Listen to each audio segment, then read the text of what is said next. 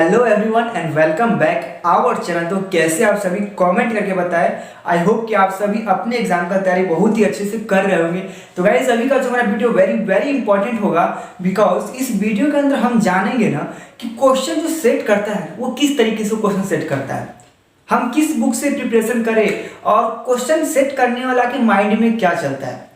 ठीक है, ये वीडियो बिना स्किप के लास्ट तक बने रहे तो आपका सारा कॉन्सेप्ट क्लियर हो जाएगा कि मार्केट में ढेर सारा बुक आ गया है, बहुत सारा पब्लिकेशन का। मैं यहाँ किसी भी पब्लिकेशन का नाम नहीं लूंगा, बट आप समझ लीजिए कि अगर आप 10th का स्टूडेंट है या 12th का स्टूडेंट और आप बोर्ड एग्जाम का प्रिपरेशन कर रहे हैं और आप किसी से पूछिएगा तो आप हम किस तरीके से अच्छा नंबर लाए, तो आपको ढेर सारा सजेशन दे देगा कि आप ये बुक ले लो, उस बुक से क्वेश्चन आता है, उस बुक से ढेर सारा, जिससे पूछोगे उतना सारा बुक सजेस्ट कर देगा। या 10th का हो या 12th में जो भी स्टूडेंट हो, आप एक बार पूछ के तो देखना, या फिर आप पूछते ही होइएगा बार बार। आप जैसे जैसे आप स्टूडेंट है उसी तरह हम भी ना कभी स्टूडेंट थे। हम भी समझते हैं कि एक स्टूडेंट के दिमाग में उसके मन में क्या चलते रहता है बोर्ड एग्जाम के प्रति जब उसका बोर्ड एग्जाम रहता है।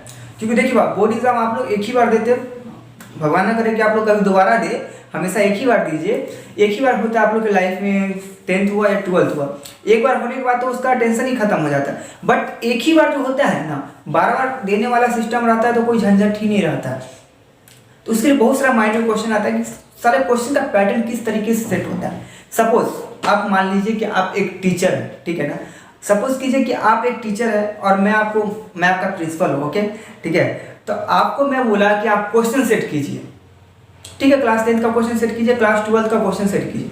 आप क्या कीजिएगा, और हमारा साफ साफ कहता है बिहार बोर्ड हो या बिहार बोर्ड क्या कहता है साफ साफ, क्लास 10th के लिए या सीबीएसई के लिए, हमारा बिहार बोर्ड यही कहता है कि बाबू हम जो चलाएंगे ना एनसीईआरटी चलाएंगे। क्लास 10th का भी एनसीईआरटी चलता है और 12th में भी है। 12th में तो थोड़ा कंप्रोमाइज हो जाता है, मैनेज इधर उधर हो जाता है, बट 10th वाले के साथ तो कोई कंप्रोमाइज नहीं, उनको तो चलाना है बस ओनली ऑन एनसीईआरटी बुक। जब आपको एनसीईआरटी बुक कराना, वैसे 12th वालों को भी सजेशन दिया जाता है, बोर्ड कहता है कि आप एनसीईआरटी बुक से प्रिपरेशन कीजिए। या आप किसी भी कंपटीशन सेक्टर में जाइएगा या किसी भी कंपटीशन एग्जाम का प्रिपरेशन कीजिएगा तो पहला आपको बोलेगा कि आप एनसीईआरटी कंप्लीट किए बाबू, तो क्या कहिएगा आप, नहीं सर हम तो इस पब्लिकेशन का पढ़े हैं, ऐसा नहीं करना है। तो उस समय जो बोलेगा हट सीधे से बोलेगा अदर पब्लिकेशन से, ये है आपको एनसीईआरटी पब्लिकेशन से करना है। और चलिए अपने पॉइंट की बात करते हैं। मैं प्रिंसिपल और आप एक टीचर है, क्वेश्चन सेट करने वाले हैं। मैंने आपको बोला क्वेश्चन सेट करने के लिए हमारा बीएससी बिहार बोर्ड का किसी बोर्ड का क्या रूल कहता है कि NCERT class 10th and 12th वाला को पढ़ना है। तो आप क्वेश्चन सेट कर रहे हैं तो आप क्या इस तरीके से क्वेश्चन सेट कीजिए कि हम तो कहे हुए कि बच्चा सबको कि बाबू तुम लोग एनसीईआरटी पढ़ो और हम सेट कर देंगे किसी अदर पब्लिकेशन से। ऐसा करेंगे? ऐसा हम बिल्कुल भी नहीं करेंगे। हम जो क्वेश्चन सेट करेंगे ना वो आप लोग जो पढ़ते हैं एनसीईआरटी पब्लिकेशन उससे सेट करेंगे। अरे बाबू टॉपिक तो सेम रहता है, पॉइंट तो सेम रहता है, मैच तो करेगा ही ना। मैच तो करेगा ना, ऐसा थोड़ी है कि किसी और का 10th का, बट 100% मैच नहीं करेगा। कहने वाली बात यह है कि मैच करेगा, मैं नहीं कह रहा हूं कि अदर पब्लिकेशन का मैच नहीं करेगा, मैच करेगा बट 100% मैच नहीं करेगा। जो आप लोग पढ़ते हो, जो क्लास 10th का आप एनसीईआरटी पढ़ते हो, वही किसी अदर पब्लिकेशन का भी चैप्टर सेम रहता है। जब सेम है, लेकिन बतवा यहाँ पर ये होना चाहिए ना बाबू कि 100% किससे मैच करता है, 100% किससे लड़ता है, 50% तो किसी से भी लड़ जाएगा। 100% की बात है यहाँ पर। 100% आपका उसी कंडीशन में लगेगा जो बंदा सामने वाला क्वेश्चन सेट कर रहा है ना, उसको पता है कि मेरा बच्चा जो है ना एनसीईआरटी बुक से पढ़ता है। अगर हम किसी अदर बुक से क्वेश्चन सेट करने लगे ना तो मेरे पास 1000 पब्लिकेशन का ढेर लग जाएगा, किस बुक से करें किस बुक से करें। अरे अभी का तो सब चाहता है, कंफर्ट जोन खोजता है हर लोग। आप भी चाहिए कि हमको ऐसा जगह मिले आराम से हम वहां पे काम करें, जो भी आपको काम मिला हुआ, ठीक है। तो क्वेश्चन सेट करने वाला ये सोचता है कि बच्चा को तो पढ़ना है एनसीईआरटी, ठीक है, तो हम क्यों ना एनसीईआरटी से क्वेश्चन सेट करें, क्यों नहीं, 100% करना ही उसको एनसीईआरटी से सेट। तो क्या करेगा, एनसीईआरटी से क्वेश्चन सेट करेगा।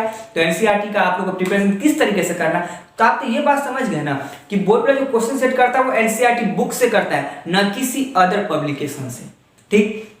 ये हो गया। अब देखना है कि आप लोग 10th का भी स्टूडेंट है उसके लिए एमसीक्यू एंड 12th का जो स्टूडेंट है उसके लिए भी एमसीक्यू रहता है। तो एमसीक्यू के लिए क्या करना है, आप क्वेश्चन सेट करें तो यार आप थोड़ी जाओगे, आपको 100 क्वेश्चन सेट करना रहता है, पूरा चैप्टर पढ़ोगे, चैप्टर पढ़ उससे क्वेश्चन हाईलाइट करके खोजोगे, अरे यार चैप्टर में इतना बीच में इतना ऑब्जेक्टिव क्वेश्चन इतना एमसीक्यू छिपा हुआ है, अरे पोपट सॉरी अरे बाबू इस तरीके से आप थोड़ी कीजिएगा। अरे क्वेश्चन सेट करने वाला तो हमेशा कंफर्ट जोन खोजता है, चैप्टर के सीधे एंडिंग में जाता है, चैप्टर के लास्ट में गया देखा कि हाँ यार चैप्टर के लास्ट में एमसीक्यू क्वेश्चन है, चैप्टर के लास्ट में उठा के डाल दिया। ठीक है, इसी तरह हर सब्जेक्ट का भी है। इसीलिए हम 10th वाला के लिए 12th वाला के लिए जो एमसीक्यू क्वेश्चन सेट करता है, आप बाबू कहीं से भी मत पढ़िए एमसीक्यू, ढेर सारा बुक है एमसीक्यू के लिए, कहीं मत ध्यान दीजिए। क्वेश्चन सेट करने वाला जो एक ही तरीका है, आप कल कहीं कुछ दिख जाए तो आप मुझे बताइएगा, ठीक है ना।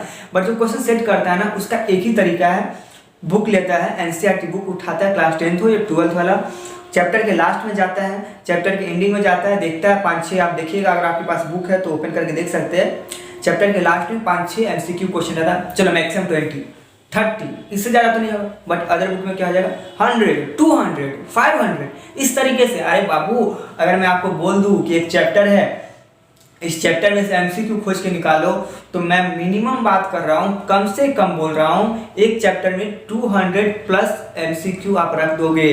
बट ऐसा बोर्ड क्वेश्चन सेट करने वाला बिल्कुल नहीं करता है, ठीक है ना। क्वेश्चन सेट करने वाला ये करता है, चैप्टर के एंडिंग में गया, जो एमसीक्यू क्वेश्चन है उसको सेलेक्ट किया और आपके क्वेश्चन में सेट किया। ये क्लास 10th वाले के लिए, क्लास 12th वाला के लिए। इसीलिए मैं हमेशा से सजेस्ट करता हूँ कि आप लोग क्लास 10th या 12th ध्यान से दीजिए, सुनिएगा, आप लोग एमसीक्यू के लिए कोई भी बुक मार्केट से मत परचेज कीजिए। आप लोग के पास जो बुक है चैप्टर के रीडिंग में जाइए, उसका एमसीक्यू चार्ट जाइए, रट जाइए, कम से कम एमसीक्यू रहता, अच्छा से अच्छा कवर हो जाएगा। आप बस इतना मेरा बात मानिए, आप एमसीक्यू आराम से, अगर 50 ठो आप लोग का एमसीक्यू है तो 50 ठो एकदम 101% टिक कीजिएगा। इस बात की मेरी गारंटी है कि आप लोग बस इस तरीके से करो, ठीक है ना। और सब्जेक्टिव क्वेश्चन की बात रही तो आप लोग का क्लास तो चलता ही है सब्जेक्टिव क्वेश्चन के लिए। और एक और ट्रिक बता दूं मैं, सब्जेक्टिव का प्रिपरेशन किस तरीके से कर सकते हैं, तो उसका भी मैं बोलूँगा कि चैप्टर के लास्ट में जाइएगा ना बाबू, तो ध्रुत पुनरावलोकन करके रहता है, क्विक रिविजन करके रहता है। उस क्विक रिविजन को आप याद करो, चाटो, खाओ, पियो, जो करना है आप उसको अच्छे से याद कर लो। इतना दिमाग लगा के जाओ, इससे ज़्यादा दिमाग मत लगाओ। देखो कितना अच्छा नंबर तुम लोग का आता है, ठीक है ना बाबू। ये बहुत बड़ी सवाल है, आप लोग का 10th एंड 12th का टैग लग जाता है। जब तक आप लोग का लाइफ टाइम है 10th में कितना मार्क्स लग जाता है, 12th में कितना मार्क्स लग जाता है, हर लोग पूछता है। इसलिए आप लोग का जो मार्क्स है ना उसमें सिर्फ हार्ड वर्क मत कीजिए, उसमें इंक्लूड कीजिए स्मार्ट वर्क। और देखिए चार चांद किस तरीके से लगता है दिमाग में। और ये भी सोच के रखिएगा कि जब तक तोड़ेंगे नहीं तब तक छोड़ेंगे नहीं, जब तक अच्छा से समझ में नहीं आ जाए, जब तक अच्छा से अच्छा मार्क्स नहीं आए तब तक हम लगे रहेंगे, ठीक है ना।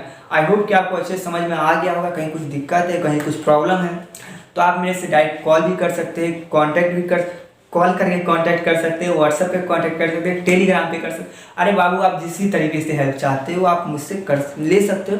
बस कुछ ऐसा सिचुएशन प्रॉब्लम ट्राई करो, मैं बेशक करूँगा, कोई कमी नहीं। तो आई होप कि अच्छे समझ में आ गया। और अभी तक अपने इस चैनल को सब्सक्राइब नहीं किए तो जल्दी से जल्दी इस चैनल को सब्सक्राइब कर लो, बेल आइकन प्रेस कर लो। And thanks.